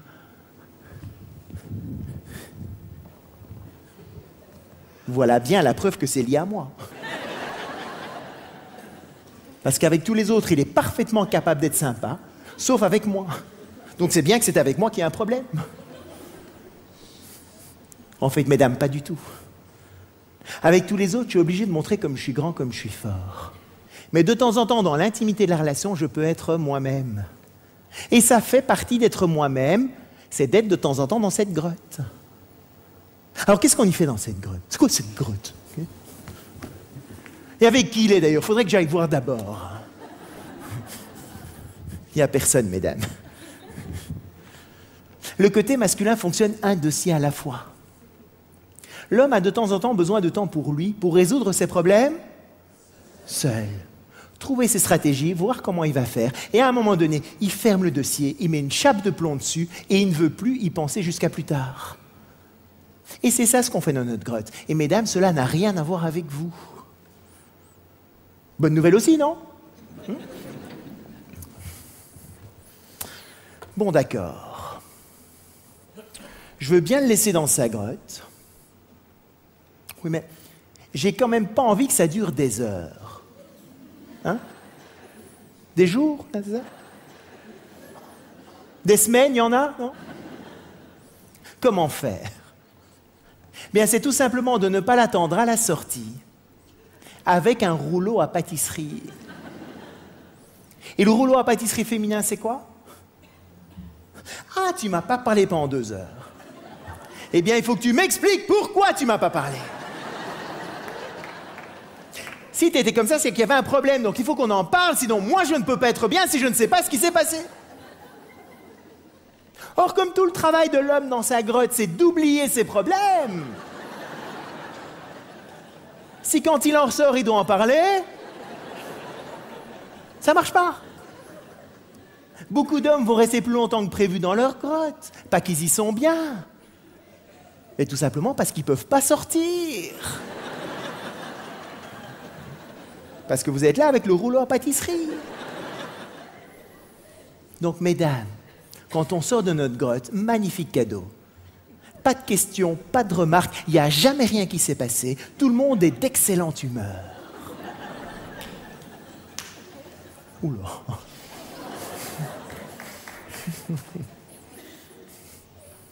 Il me prend pour une sainte, ce gars-là, ou quoi? Ça peut apparaître surréaliste pour certaines femmes. Parce que quand il y a beaucoup de sable dans la vague, c'est impossible pour une femme de laisser un homme dans sa grotte. Mais moins il y a de sable dans la vague, et plus c'est possible. Et le problème dans beaucoup de relations, c'est que ces moments-là ne sont pas très bien compris, ni surtout bien gérés par l'autre. L'homme passe sa vie à couper la vague, et le sable s'entasse et se durcit. Et la femme n'arrête pas d'essayer d'enfoncer la porte de la grotte, derrière laquelle l'homme se mure de plus en plus. Et c'est comme ça, petit à petit, que le sable devient du ciment. Et certaines grottes, des abris anti-atomiques. On peut vivre comme ça, pendant des années. Côte à côte, mais plus tout à fait ensemble.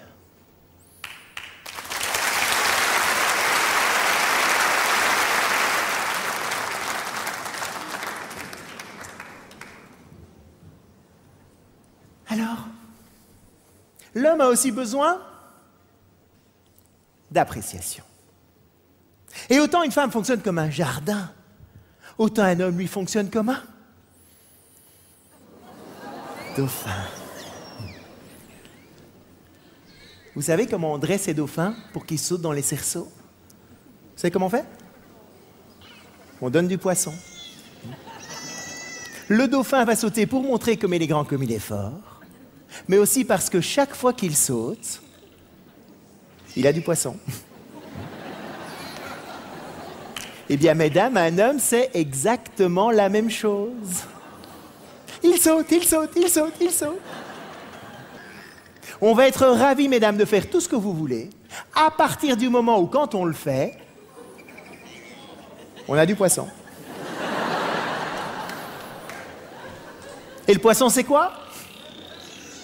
Non, c'est pas ce que vous pensez. Encore, vous êtes vraiment à l'esprit mal tourné. On va en parler, rassurez-vous. C'est tous ces petits mots du quotidien que vous pouvez nous dire. Oh, merci beaucoup. Oh, ça me fait tellement plaisir. Qu'est-ce que t'es fort. On l'adore, celle-là. Tu me rends tellement heureuse. Qu'est-ce que j'ai de la chance d'être avec un mec comme toi. Et mesdames, tous ces poissons-là, on n'en a jamais assez. Car autant un jardin n'est jamais entretenu une fois pour toutes, autant un dauphin, lui, n'est jamais rassasié. Et heureusement, sinon, qu'est-ce qu'on foutrait ensemble? Et mesdames, on a besoin de ce poisson-là, même si c'est normal qu'on le fasse.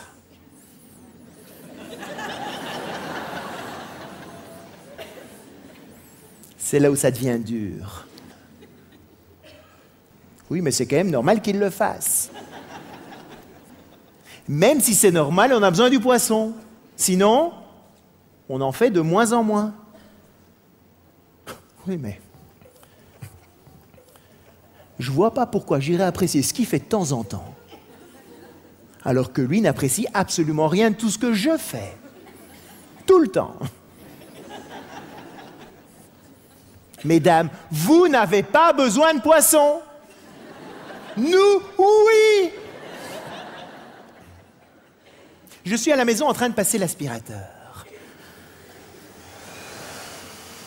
Oh, les poils du chien, j'en ai marre, ce chien, fou. Corinne vient à côté de moi, plein de poissons. Oh, mon amour, c'est extraordinaire, ce tapis est nickel, on pourrait manger par terre. Il n'y a personne qui nettoie un tapis comme toi. Ouais, je suis fort!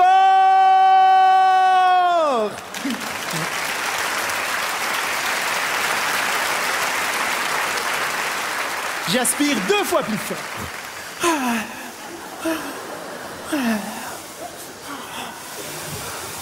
Le tapis est nickel, on peut manger par terre. L'inverse maintenant. Corinne est en train de passer l'aspirateur. Ah, les poils de son chien, j'en ai marre, son chien. Je viens à côté d'elle, même chose, plein de poissons. Mon amour, c'est extraordinaire, ce tapis est nickel, on pourrait manger par terre. Il n'y a personne qui nettoie un tapis comme toi.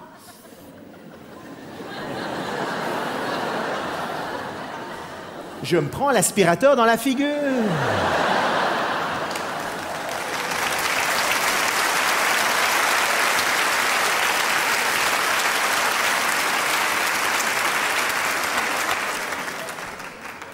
Il y a quelque chose qui va pas ou quoi?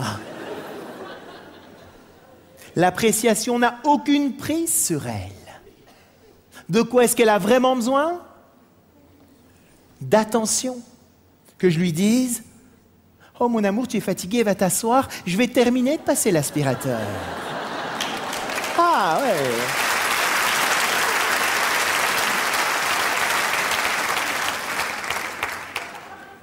Quand une femme a de l'attention et de la compréhension, le poisson c'est bien, je ne vais pas dire qu'elle n'aime pas évidemment.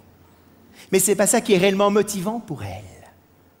Mais à l'inverse, si Corinne me faisait cette attention-là, je suis en train de passer l'aspirateur et elle me dit: oh mon amour, tu es fatigué, va t'asseoir.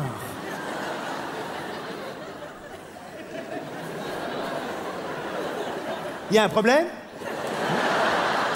Tu crois que je suis pas capable de passer un aspirateur? Tu me prends pour une nouille ou quoi?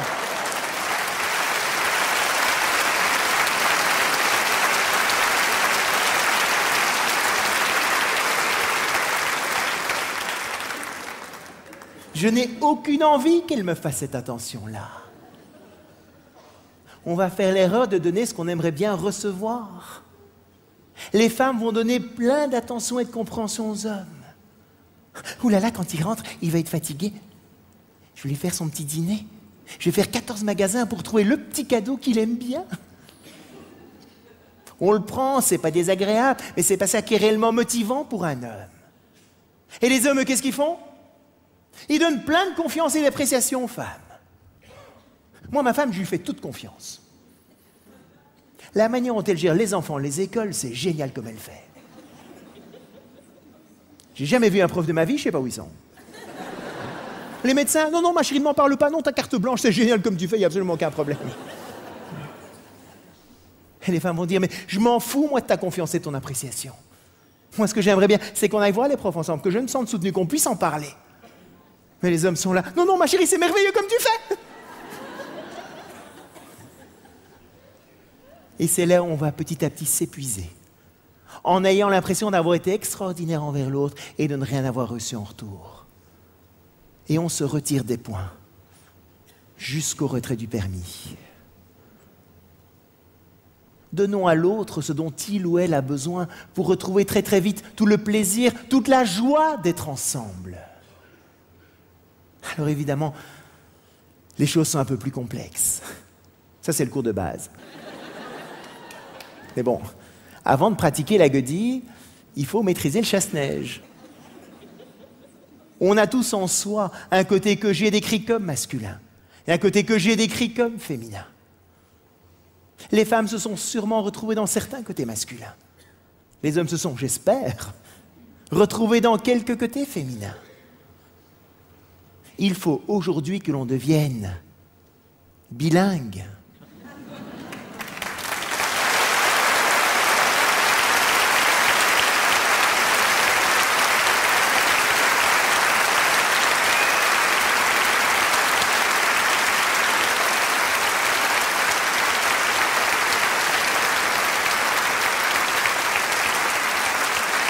Alors, il reste un domaine de la relation qui vaut peut-être le coup d'être abordé. La relation sexuelle. Alors j'en parle à la fin, parce que comme ça, au moins, je suis sûr que les hommes restent jusqu'au bout.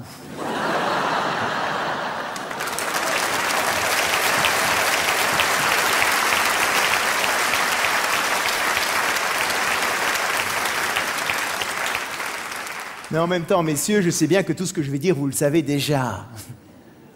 Vous êtes des amants exceptionnels, je n'en doute évidemment pas.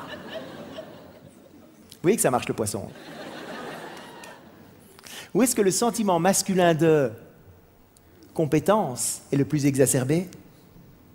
Dans la relation sexuelle, évidemment. Mesdames, il y a des petites choses intéressantes pour vous aussi. Par exemple, pour un homme, c'est le fait de faire l'amour qui le connecte, qui le reconnecte à ses sentiments amoureux. Quand un homme a envie de faire l'amour, ce n'est pas que physique. Il y a une demande de rapprochement émotionnel, mais qui passe par la relation sexuelle. Donc, mesdames, on n'est pas que des bêtes. C'est assez étrange pour une femme, parce que pour elle, évidemment, c'est l'inverse. L'envie sexuelle découle des sentiments amoureux. Quand le jardin est bien entretenu, quand il n'y a pas de sable dans la vague, les sentiments amoureux sont là et l'envie sexuelle sera présente. Donc, messieurs, sortir la poubelle, ça fait partie de la relation sexuelle. Alors, quand un homme est excité sexuellement, lui, ce qu'il recherche à faire, c'est de se libérer de cette énergie sexuelle. Et il peut donner l'impression d'être un peu pressé de se libérer de cette énergie. Il fonctionne comme un chalumeau. Parce qu'un chalumeau, vous mettez le gaz, la température monte tout de suite à 200 degrés. Un homme qui n'a pas de problème physiologique ou autre, 2-3 minutes caresse du pénis, il a une éjaculation, un orgasme. Ça prend pas 4 heures. Une femme, elle, fonctionne plutôt comme un four. Et c'est pas un micro-ondes.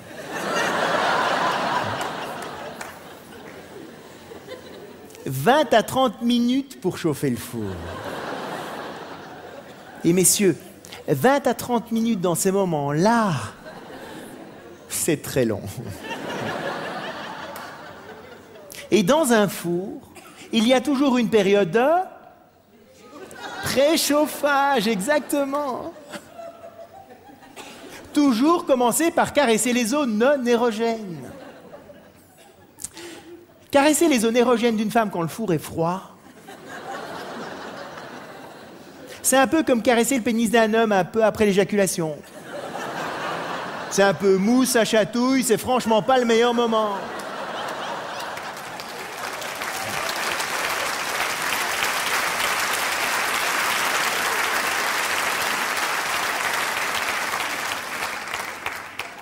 Et c'est là où il y a des hommes qui ne comprennent pas toujours. Ils arrivent le lendemain matin à la cuisine, pouet-pouet, ils caressent les seins. La femme est un peu comme ça. Oui, mais hier soir, t'aimais bien? Ben oui, quand le four est chaud, c'est agréable. Quand le four est froid, franchement, c'est pas génial. Mesdames, nous, le chalumeau, il est chaud. On est prêts. Perdez pas votre temps à caresser les cheveux pendant des heures. Enfin, pour ceux qui en ont, évidemment. Allez-y droit au but, à l'essentiel, tout de suite. On va faire l'erreur de donner ce qu'on aimerait bien recevoir. Les hommes arrivent, ouais, pouet, la main dans la culotte et c'est parti. Hein? Un peu frustrant pour une femme. Et les femmes sont là pendant 3 heures. La la la la la la la la la la la. Et là, qu'est-ce que t'attends? Vas-y, là, quoi.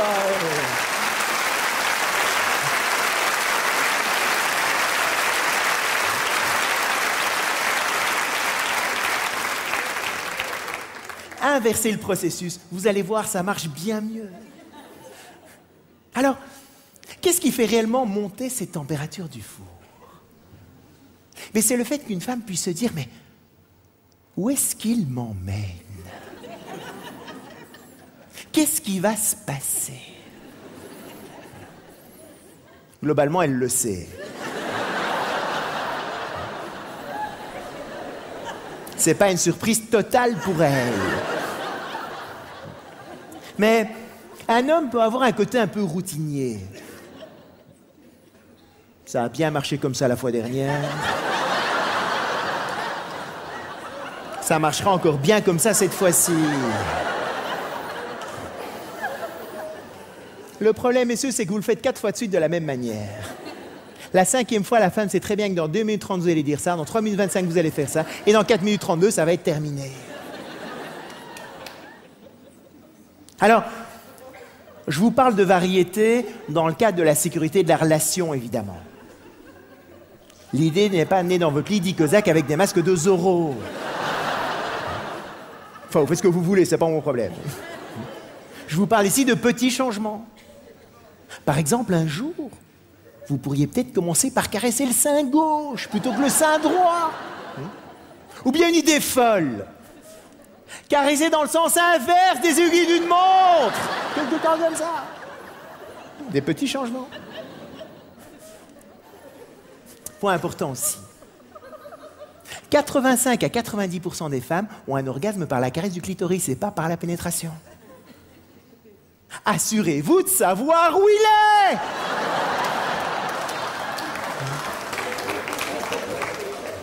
Pas maintenant, hein.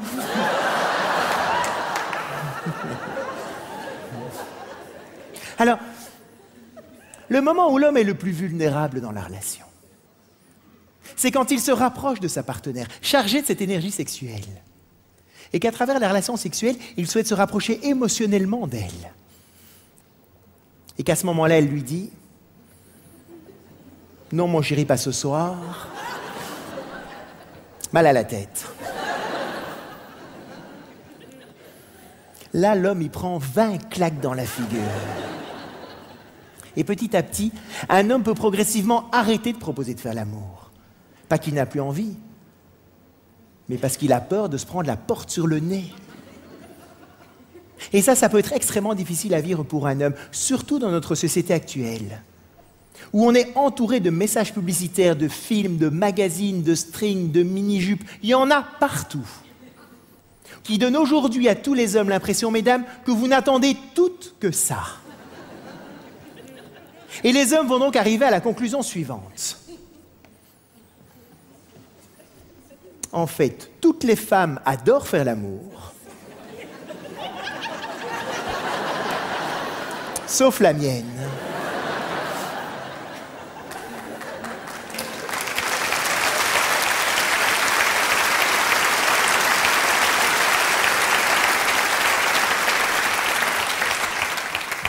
Pas de bol, quand même.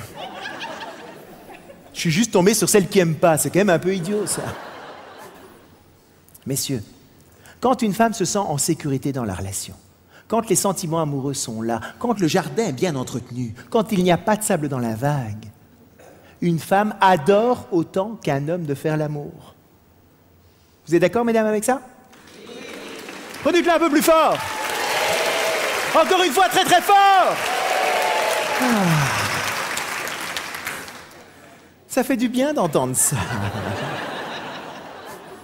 On a besoin d'être rassuré parfois.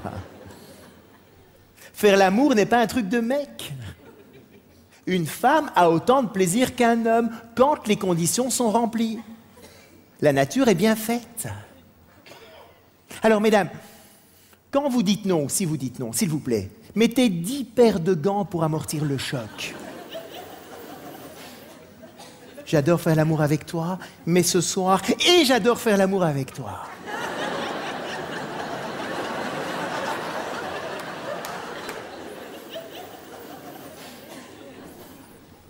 Et si jamais c'est parce qu'il y a un peu de sable dans la vague, ça vaut peut-être le coup de dire « Écoute, il faudrait peut-être que je parle un peu d'abord. » Là, on va vous écouter.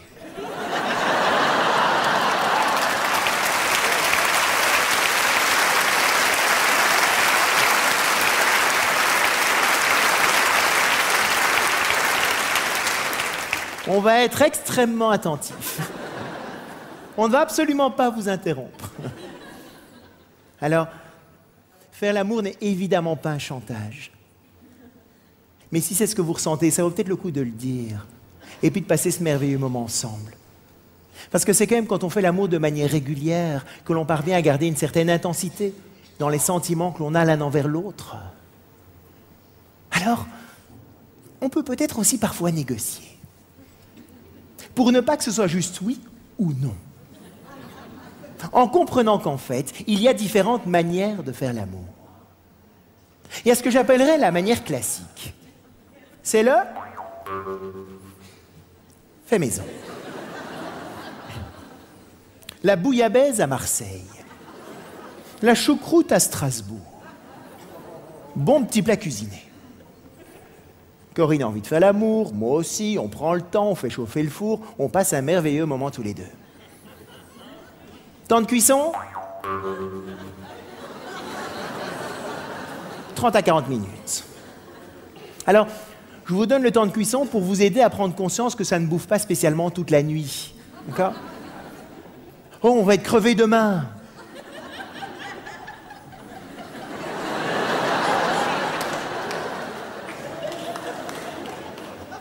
Il y a encore moyen de dormir après.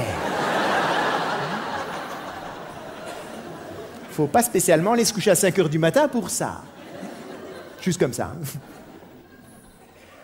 Il y a une autre manière de faire l'amour. C'est le quickie. Le McDo, le fast-food.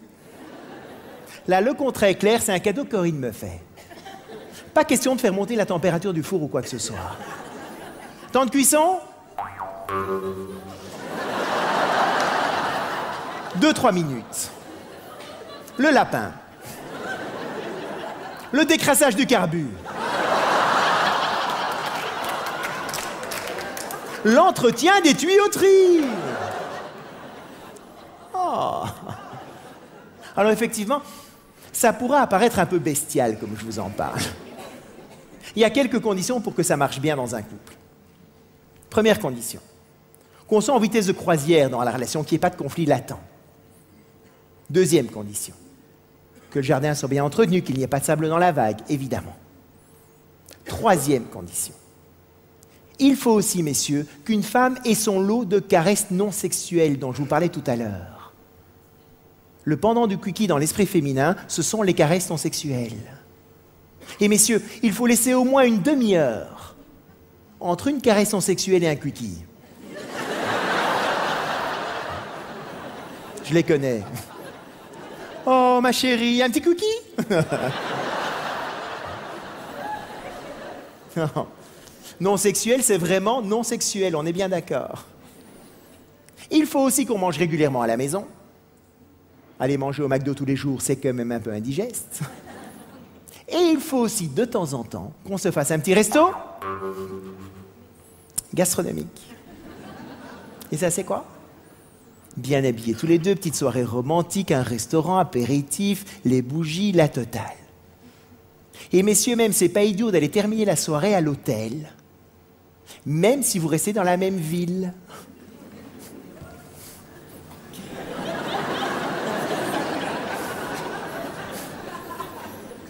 Pourquoi est-ce que j'irais dépenser des sous dans une chambre d'hôtel alors qu'on a notre chambre juste à côté?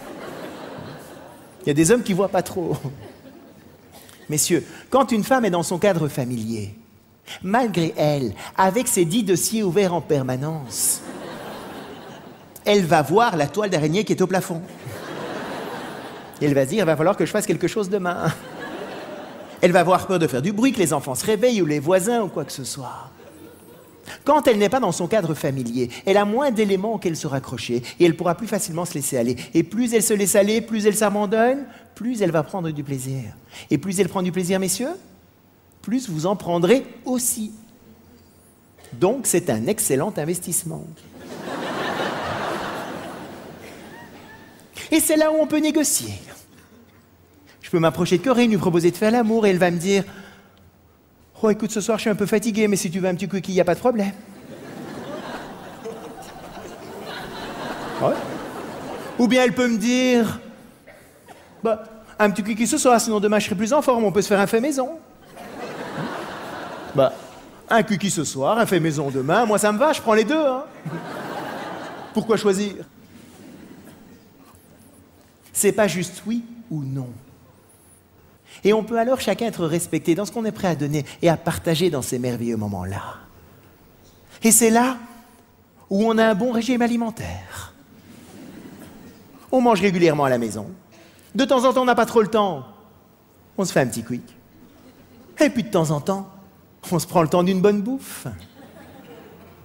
Et quand on mange comme ça, il n'y a aucune raison d'aller manger ailleurs. Bon appétit!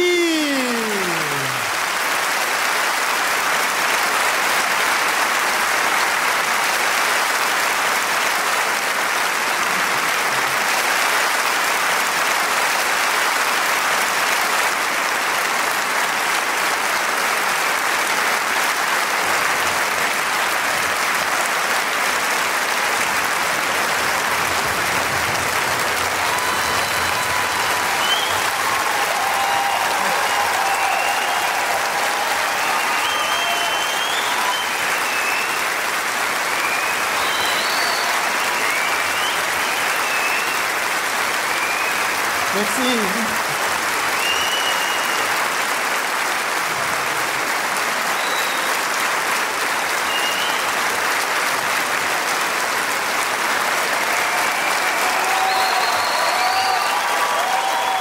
Merci, monsieur.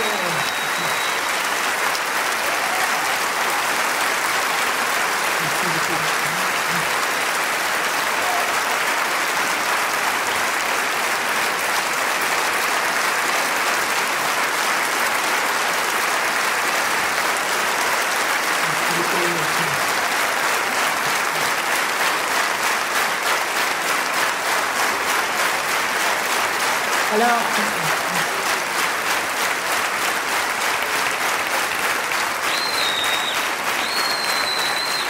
je voudrais remercier aussi toute la technique, toutes les personnes qui ont participé à l'organisation de cette soirée. Et puis il y a aussi une personne un peu particulière pour moi. Souvent on me demande après un spectacle, on me dit mais est-ce que Corinne existe vraiment? C'est un peu Madame Columbo, hein. On en parle beaucoup, mais on la voit jamais. Elle est là ce soir. Alors je vous demande de l'accueillir, si vous voulez bien. Je vais la chercher.